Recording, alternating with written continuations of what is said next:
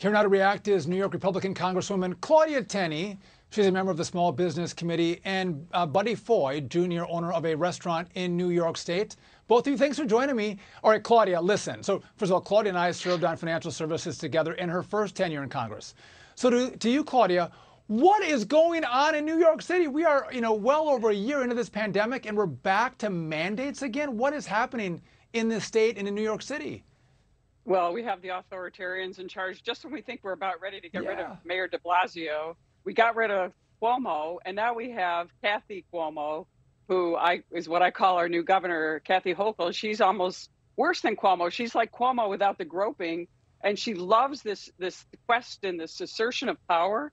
And guess what? She put on a statewide mask mandate where she was going to put all her bureaucrats out to go after our small business owners. And then within 4 hours, she backed off and then put it on our county executives.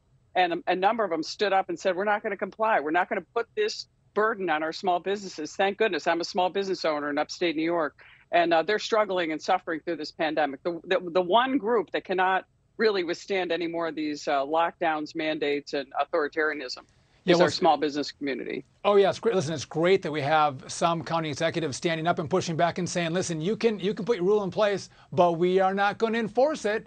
Good for them. So to you, Buddy, listen, what kind of impact is this having on the business community across the state? I mean, it can't be good if you want as many people to come into your business as possible. Sean, we've got people leaving. They won't go. They won't dine. They're leaving. If you're going to force the mandate, they're leaving. You got people not only leaving the businesses, they're leaving the state as a totality. I've talked to several people, customers of mine, that have left their gyms. They've literally said, I'm not going to go to the gym and wear a mask. I'm done. So it's going to hurt small Main Street America. And I'm beginning to think that's exactly the goal of this party. Yeah, Buddy, if you're Walmart, if you're the big business, it really doesn't impact you, does it? But you're the small entrepreneur just trying to make a living. They're coming after you and shutting you down and taking away your customers.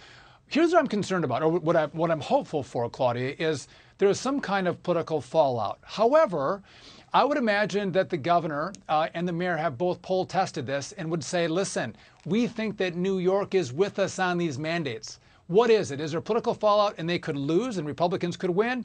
Or do they poll test it and the voters actually love these requirements?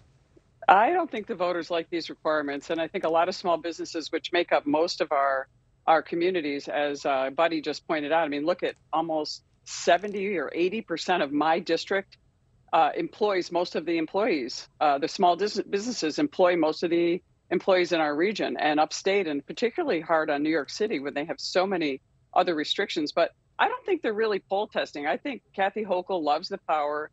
She now has somehow miraculously the Attorney General, Letitia James, who's very far left, has gotten out of the race. So she feels like she doesn't have to, worry about her on the left flank.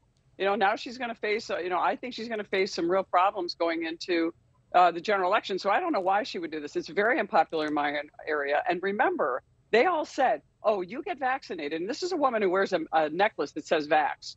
Okay, you get vaccinated, you don't have to wear the mask. And we know that the way that masks are being worn, and we know a lot of it's for show, where I come from, where you serve, the House of Representatives, only in the House do we have to wear a mask. You cross over that magic line into the Senate side, and there's no mask mandate. How can that be science in the middle of the same building, in the same city, where there isn't a mask mandate? So this is, again, I think Kathy's making a misjudgment. Kathy Cuomo, as I call her. I think when Kathy looks over her shoulder, she sees Republican Lee Zeldin standing, chomping at the bit, going to have a tough race for the governor in New York. But, Buddy, one last question to you. So is the small business community coming together and trying to push back and fight back in some way? Because if you look at the big businesses, there's not a lot of owners that live in New York, but there's a lot of small business owners. Are they organizing and communicating to push back against these mandates that hurt their businesses?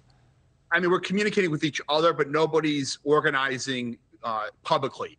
I have moved my business to Florida. I'm in New York. I shut New York down in November. I've been a year-round restaurant, a small community in Bolton Landing. And when we got shut down last year, about a year ago, to a 10 o'clock curfew, I picked up 15 of my employees and opened a restaurant in the state of Florida.